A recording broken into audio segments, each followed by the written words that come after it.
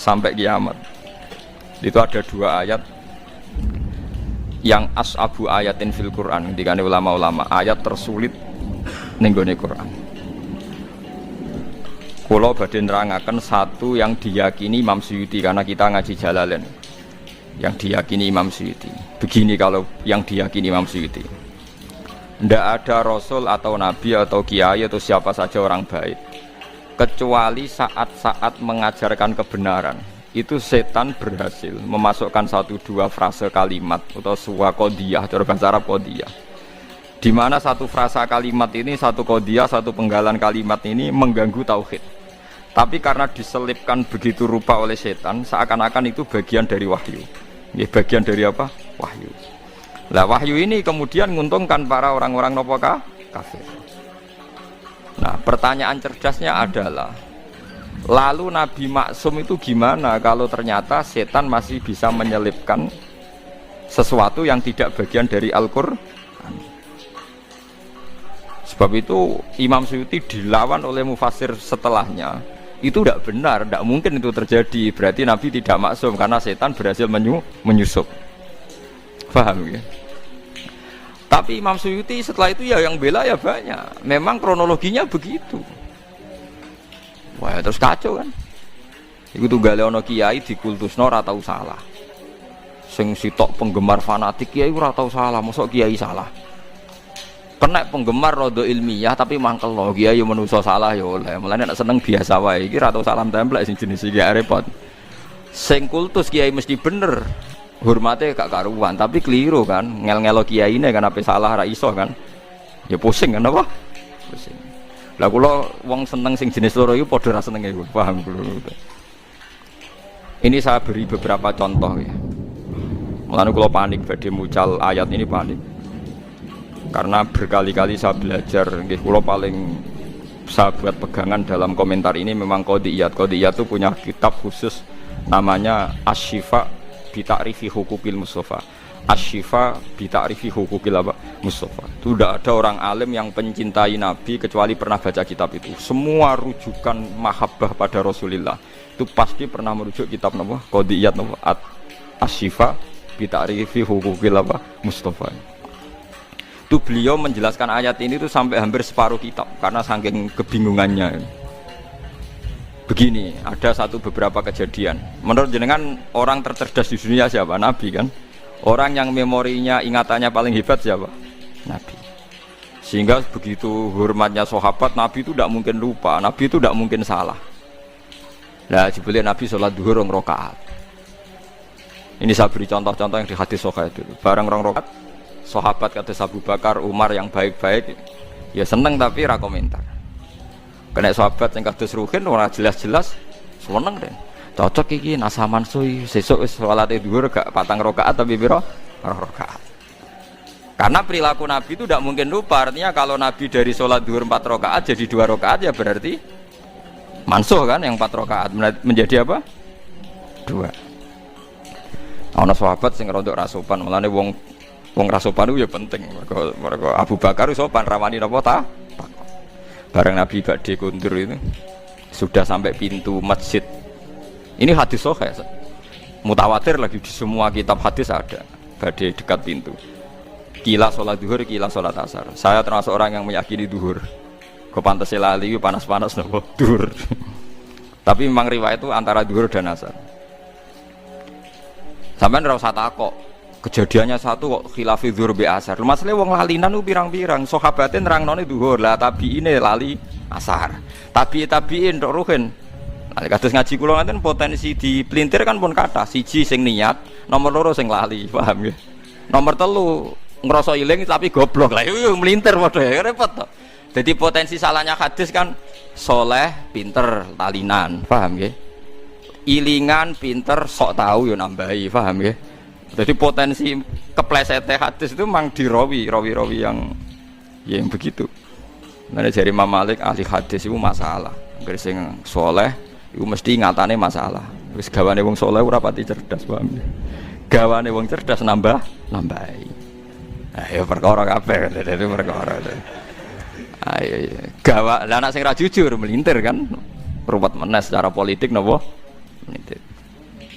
Walhasil akhirnya sahabat itu terpecah. Sono sahabat sing rondok dablek jenenge Dzulyaden. Ketika Nabi sudah mau sampai pintu, ya Rasulullah, aku siroti salat amnasita ya Rasulullah. Niki salat model qasar napa pancen jenengan lali? Padahal sahabat bagian wis seneng mergo dhuwur dadi 2 rakaat. Lha iku melintir jenenge. Dene cocok wae wong Kak. Cara dadi 6 rakaat dene protes wong iki dadi 2 rakaat lha apa diprotes barang. Tapi Dzulyaden tanya, aku siroti salat amnasita ya Rasulullah. Ini salatnya di qasar atau memang jenengan lupa? Ternyata Nabi jawabnya pede. Kullu dzalika lam yakun. Semuanya itu tidak terjadi. Enggak. Enggak, kita kan pasti kultus kalau Nabi itu tidak mungkin lupa kan, tapi ternyata Nabi pede. Kullu dzalika lam yakun. Enggak. Itu semuanya enggak terjadi. Tapi Nabi itu ya Nabi ya, tetap orang sempurna. Setelah menjawab kullu dzalika lam yakun itu Nabi ambek tindak menuju pulang, balik meneh teng imaman. Terus takret. Karena yang tanya tadi kan sahabat biasa ya, tanya Abu Bakar Umar. Apa betul itu terjadi? Ahakun maqalahu Dzulyaden. Ahakun maqalahu Dzulyaden. Apa betul yang dikatakan Dzulyaden itu? Sahabat semua bilang qalu na'am ya Rasulullah, iya ya. Dan Abu Bakar orang ngomong, saiki melok ngomong perkarane Nabi. Ayo resiko sahabat khusyuk kan repot juga. Akhirnya Nabi tenang mawon. Badhe dijawab na'am, Nabi takbir lagi Allahu Akbar terus nambahi 2 rakaat. Terus selesai. Lan wong fikih ku paling bingung ngadepi hadis iku. Lha iku omongan ping pira wae. Tapi aja tiru. Iku ora trimo omong-omongan, bantah-bantahan barang. Lha iku Nabi langsung nambahi 2 rakaat. Ya terus salam pulang.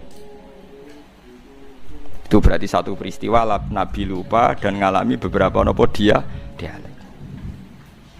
Terus kedua peristiwa perang Khandaq, bahwa Nabi itu juga manusia bisa lupa, idenya juga bisa dilawan. Tapi udah tiru ini kalau cerita nanti biar sampai ini untuk dasar ayat, untuk maknani ayat ini. Ini ulama itu saking bingungnya menjelaskan ayat ini merunut beberapa peristiwa. Pas perang Khandaq itu Nabi bilang, Khandaq itu kan kalau di Quran Ahzab, eleng-eleng ya, napa? Ahzab itu koalisi, jamu hizbin, beberapa pasukan. Karena orang Yahudi Quraidah dan Nasoro Najron dan kafir napa? Quraisy itu berkoalisi, bersekongkol ngelawan Nabi. Disebut napa? Ahzab. Jadi perang ini pasti dimenangkan orang kafir. Orang kok mungkin, tapi pasti dimenangkan orang kafir karena sangat tidak imbang. Nah, ketika Nabi tidak imbang itu Nabi ya lucu ya, Nabi ya, ketok Nabi ini. Ya Rasulullah, ini perang tidak imbang. Menurut Anda gimana? Jawab Nabi, ya senteni ae nang Madinah, nak diserang ya dilawan, nak ora ya wis. Mati ya Allah. Nabi nganggep mati kan biasa, mati ra Allah. Mati apa? Syahid. Ya ana sahabat sing cerdas, sing rada cara ra sahabat ya darani kurang ajar, tapi wong ndekne sahabat. Ya Rasulullah, niki wahyu napa pendapat pribadi? Ya Rasulullah. Jadi selalu ada sahabat. Mulane santri ra sopan ya ana hikmahe. Ya Rasulullah, ini ara'yun turaka am wahyun. Iki pendapat sing jenengan melihat itu atau ini wahyu? Jadi Nabi cek tentang maksudnya piye jadi Nabi. Ya kalau itu wahyu ya sami'na wa ata'na, tidak akan mengurangi dan tidak akan menambahi karena ini yang berkehendak Allah. Tapi kalau itu pendapat jenengan, saya punya usul. Jadi Nabi, gak itu pendapatku. Lah ini hadis kayak, enggak ini pendapatku jadi Nabi. Begini ya Rasulullah, perang itu kalau kita potensinya kalah, itu musuh dipapak di luar. Sehingga kalau kita kalah, anak-anak kecil bisa diselamatkan, perempuan-perempuan bisa diselamatkan. Suatu saat mereka jadi besar, tetap mengawal Islam. Tapi kalau kita di kampung, sekali kalah itu anak istri kita habis. Kita kehilangan generasi. Dari Nabi, al-qaulu qauluk, itu pendapatan sing bener. Akhirnya disepakati, dipapak, di Khandaq, tembudi, Khandaq. Setelah di Khandaq, gak rasional juga, tetap kalah kan. Terus dari Nabi, aku itu Nabi, rohku urusan akhirat, paling nak dunia pinter gue. Akhirnya Salman Al-Farisi punya ide bikin apa? Khandaq. Saya ini orang Persia ya Rasulullah, kita ini kalau perang gak imbang itu bikin apa? Khandaq. Ukurannya gimana? Pokoknya kuda terbaik ora iso menculot. Terus damel napa? Khandaq. Kira-kira napa jurang ini kuda terbaik ora iso napa? Menculot. Pas akhirnya bikin Khandaq. Terus ketiga peristiwa perang Bani Quraidah. Nggih ngoten ketika Nabi berkali-kali ragu nggih ditakoki. Ya Rasulullah ini pendapat pribadi apa wahyu? Gak iki pendapatku. Nah, Nabi jujur antarané wahyu ben. Saiki kan mboten. Kiai ngomong ikhlas ngaji kudu ikhlas. Saiki jarang ngomong ikhlas. Gak salami templek gremeng. Lucu kan. Itu kan kalau Nabi ndak jujur napa pendapat pribadi. Ya kowe pidato misi agama apa misi apa? Jujur, paham ya? Nek nak jujur hebat, apa? Berani jujur apa? Hebat. Lah walhasil dari sekian peristiwa itu ternyata Nabi potensi lupa itu ada. Dan datanya banyak. Tapi jelas. Nah, kamu enggak usah ragu Nabi alati kok terus. Enggak perlu karena setiap Nabi lupa itu datanya jelas dan Nabi ngakui. Nah, semenjak itu Nabi ngendikan masyhur itu. Kalau apal hadis itu. Ma kuntu ansa walakin unassa li as-sunnah. Kula baleni malih nggih. Ma kuntu napa? Ansa walakin unassa li as-sunnah. Aku iku ora tau lali, tapi diparingi lali ben dadi sunnah. Lan iki nek sering lali, alhamdulillah, sanggep bae rontok anut sunnah napa Rasul. Wah, berarti kaya kowe di hafalan Quran kadang yo nglali, sak lanyala wong sak donya yo tau lali. Dan Nabi pun pernah ngendikan begitu. Rahimallahu fulanan laqad azkaroni ayata kita wa kita kuntu unsituha.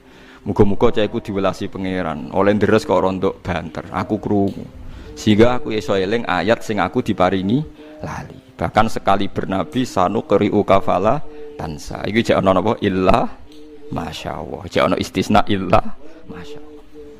Walhasil Nabi itu saya tidak lali tapi diparingi lali ben dadi sunnah. Nah semenjak itu kalau sholat lali, omongan kabeh mau dianggap lali. Ya wes akhirnya enggak dianggap omongan sing batalno napa? Sholat. Paham gitu. Terus Nabi nggih nate sholat wonten dugi imaman, mun badhe takbir, terus pulang. Ketika pulang tahu-tahu Nabi setelah itu terus sudah mandi sholat lagi. Ditanya, saya lupa belum mandi junub. Ya biasa Nabi ora sok suci kowe ono isin Nabi tenang mawon. Jadi banyak sekali peristiwa yang menunjukkan Nabi itu lupa. Ya tapi itu tadi ya sama ndak usah ragu tentang wahyu karena lupanya jelas dan dikonfirmasi dan itu masalah lupa. Nah, kalau begitu kasus ini normal. Kasus ini apa? Normal. Yaitu Nabi membaca Quran afara'aitumul lata wal uzza wa manata tsalisatal ukhra. Mestinya terusannya ayat kan alakumudz zakaru walahul untha tilka idzan qismatun diza. Tapi ndak. Tahu-tahu setan itu menyuarakan satu suara. Padahal ayatnya kan kamu apa tahu Lata dan Uzza, nama-nama berhalanya orang kafir. Wa manat, wa Lata, Uzza napa? Manat. Tahu-tahu para sahabat dan orang-orang kafir itu terdengar cara Jawa sruwing-sruwing krungu, pokoknya ana ayat tilkal gharanikul ula wa inna syafa'atahunna latur tajir. Wah iku wasilah-wasilah sing luar biasa lan sok ben Lata Uzza iso nyafaati. Lah akhir surat Najm ra ana sujud tilawah. Ana sujud napa? Tilawah. Gitu. Akhir surat Najm sebut itu. Sebut anahu adhaka wa abka wa anahu amata wa ya terus sing sujude pas grebut itu surat Najm nih. Wa najmi idza wa ma dalla sahibu wa ma huwa ma yantiqu anil hawa in huwa illa wahyu yuha allamahu syadidul sing guri-guri napa ya afara sebut seperti afaro'ay talai akta atau kalau ain tahu ilmul ghaibi fawa yara amlam yunabba bima fi sumsa wa ibrahim alladzi wafa la taziru wa ziratu isra ukhra. Pokoke sak teruse niku wonten sujud. Lah ana sujud niku wong Islam ya sujud, wong kafir sujud. Aneh kan? Kanjeng Nabi kaget. Tumben wong musyrik do gelem napa? Sujud. Nah, ketika Nabi janggal setelah sholat itu Nabi ya aneh. Wong-wong Islam ya krasa aneh. Lho wong kafir kok melok salat. Ya kok ngakoni. Nah, terus setelah sahabat do jagongan-jagongan itu ngerti. Jare wong kafir tumben Muhammad tapian. Lah piye? Gelem ngelem pangeranku. Biasanya tukang misoi iki kok apa? Ngelem.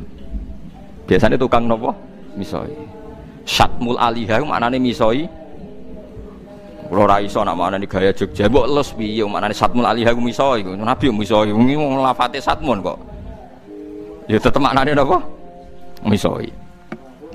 Akhirnya ditanya-tanya, ternyata ada bacaan tilkal ghoronikul ula wa inna syafa'atahunna la turtaja.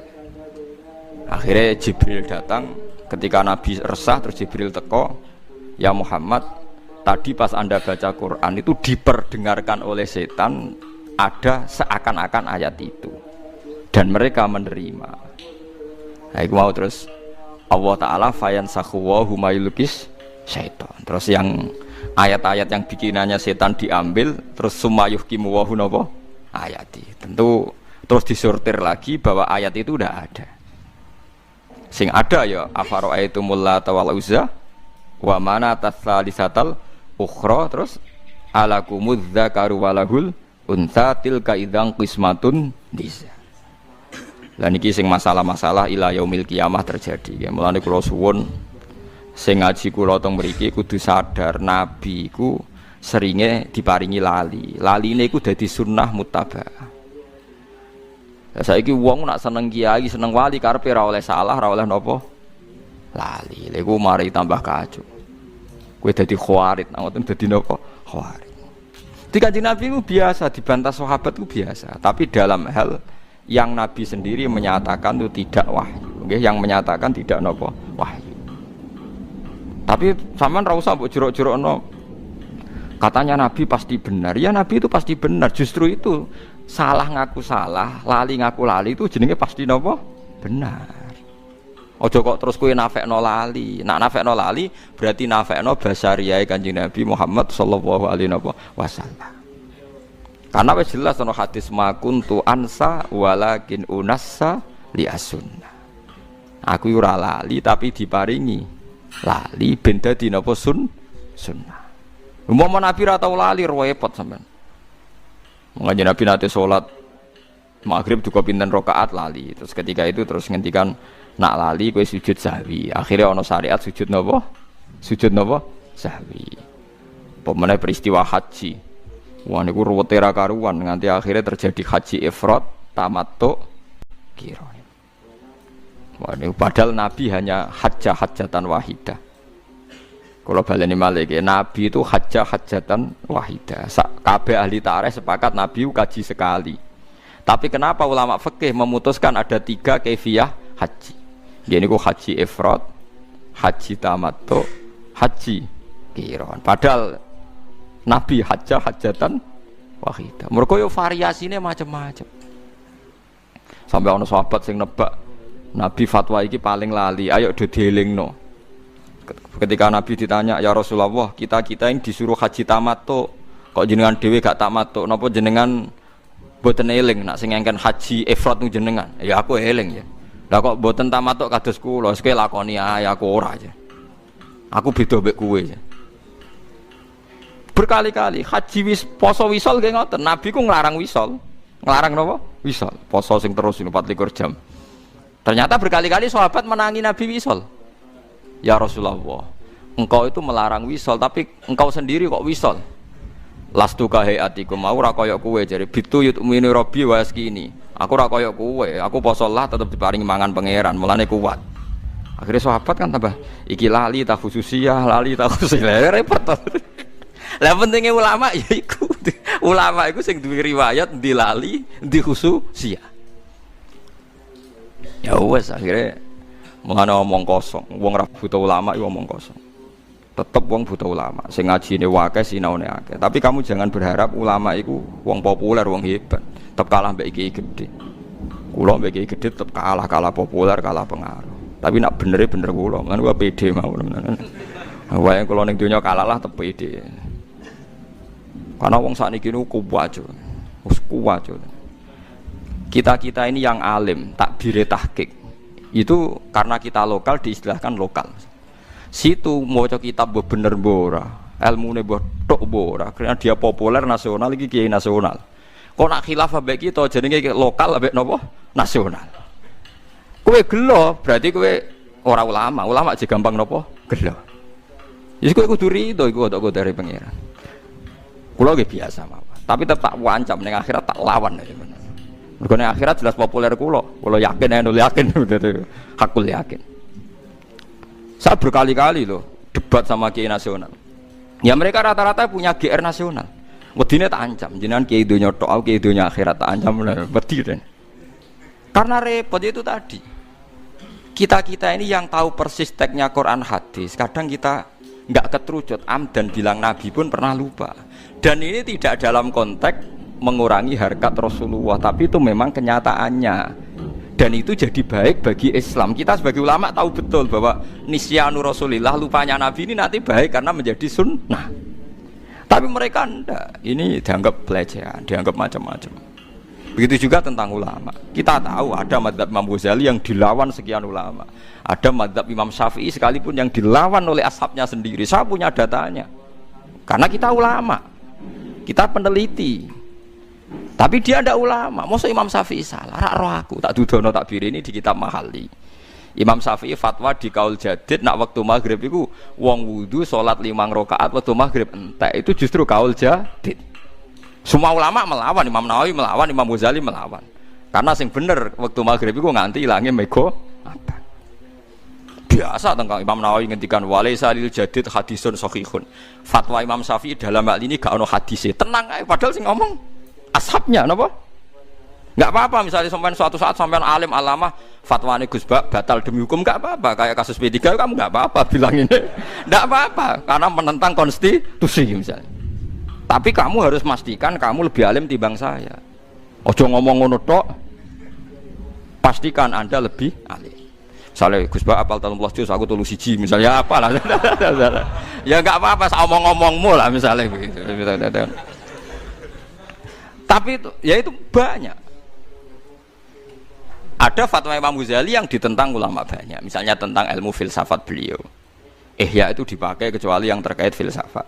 Ada fatwa Imam Nawawi tertentu yang dilawan orang setelahnya. Sama karena aji takrib Pak bingung. Hadza masohahu Nawawi fir raudhah. Tapi masohahu fi tahqiq beda. Wong sitok ning kitab raudhah A ning kitab tahqiq B. Dan saya punya kitabnya semua. Sing ngarang wong sitok. Ibah Nawawi pas jazab piye wong sitok ngarang A bariku muni. Kamu bilang masa ulama lupa benar ya ndak mang itu ya sudah begitu sunai pangeran. Makanya kalau Nabi sedang begitu besok sahabat ditanya ya Rasulullah ini wahyu apa ndak. Makanya masyhur hadis akhirnya dipakai orang sekuler. Meskipun hadis itu sahih. Itu yang masyhur ketika Nabi bikin satu cara tertentu urusan dunia. Terus cara yang dipakai sahabat ternyata lebih situ karena ini urusan dunia ketika Nabi.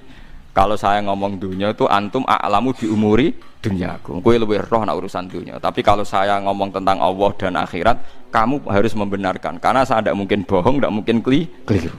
Tapi nak ngomong dunia, oke nak karep yo turuti, nak ora yo ora apa-apa. Kowe luwih roh do. Yo nggih to. Misalnya tentang konsep bertahan hidup dalam kemiskinan, aku mbek Ruhin pinter dia. Mboten Fairmount pinter di. Pinter Ruhin cara golek utangan, itu tetep pinter Ruhin. Aku ulama. Ayo, cara berpenampilan kiai tanpa ilmu yang banyak. Pinter kowe kan? Modal ilmu pas-pasan, jubahan, fatwa meyakinkan kan? Pinter kowe kan?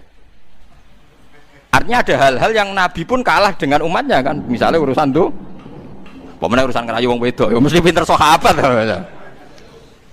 Yang Nabi kan 3 kok. Sampai tak ceritain ini kisah nyata. Sahabat Abdurrahman bin Auf niku hijrah lagi seminggu. Niku pinter dagang ning gone Madinah. Mergo mancan mentale pedagang yo ganteng. Ku hari kesekian wis entuk bojo. Nabi gak wae.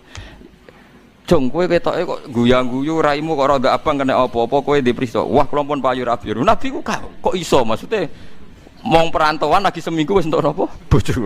Nabi ra iso pinter. Jadi jangan kira ngomong gitu tuh pelecehan pada napa?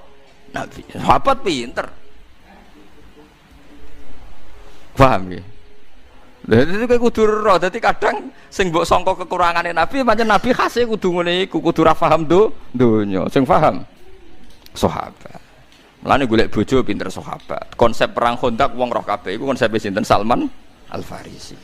Ora kok kowe muni ngene, wong Nabi itu panglima perang, harusnya idenya Nabi paling brilian. Ya ora oleh wong sunahe ngono iku urusan donya. Tetep nyatane kabeh tarikh sepakat iku idene sinten? Salman Al-Farisi. Sesuai kan Nabi itu perang tandingnya paling hebat. Tiap perang tanding Nabi goblok kowe. Nabi kok mbok dukon perang tanding. Bangkune sahabate biyen to kabeh tapi mbake ketuane dikon perang apa? Tanding. Wong sahabate sarap kok. Wong roh kabeh ketika ada perang tanding kon maju Ali, Hamzah, sinten Khalid bin Walid. Wong roh kabeh ketika peristiwa perang Khaibar. Perang Khaibar lucu, Nabi ditantang mbek wong kafir. Nabi yo seneng ae. Mat, iki nak perang terbuka wis sing mati kakean. Ayo do perang tanding, jago entokno jagoku tak takon. Dari Nabi yo iya jadinya.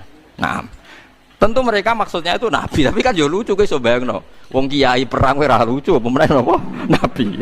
Lho mboten sampean ben roh, makanya bener qodiyat. Qodiyat itu ingin memastikan makna ayat ini normal gitu Pak. Makna ayat ini normal.